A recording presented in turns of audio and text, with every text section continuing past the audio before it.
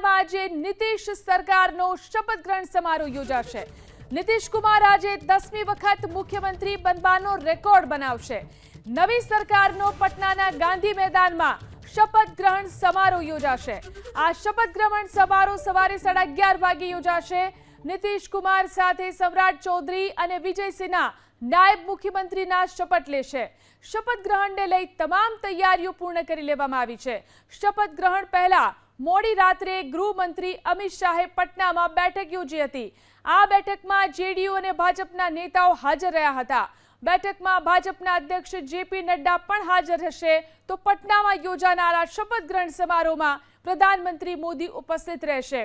આ ઉપરાંત ગૃહમંત્રી અમિત શાહ, ભાજપ અધ્યક્ષ નડ્ડા, કેન્દ્રીય મંત્રી રાજનાથસિંહ, શિવરાજસિંહ ચૌહાણ તથા ભાજપ શાસિત રાજ્યોના મુખ્યમંત્રી અને નાયબ મુખ્યમંત્રીઓ પણ હાજર રહેશે।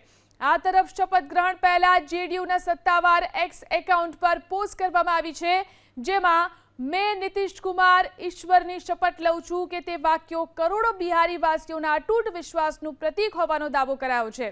એટલું જ નહીં, પોસ્ટમાં એ પણ ઉલ્લેખ કરાયો છે કે બિહાર વિકાસની એક નવી યાત્રામાં સદાય અગ્રેસર રહેશે। તો ઐતિહાસિક શપથ ગ્રહણ સમારોહને લઈ અને બિહારવાસીઓને શુભકામના પણ પાઠવવામાં આવી છે।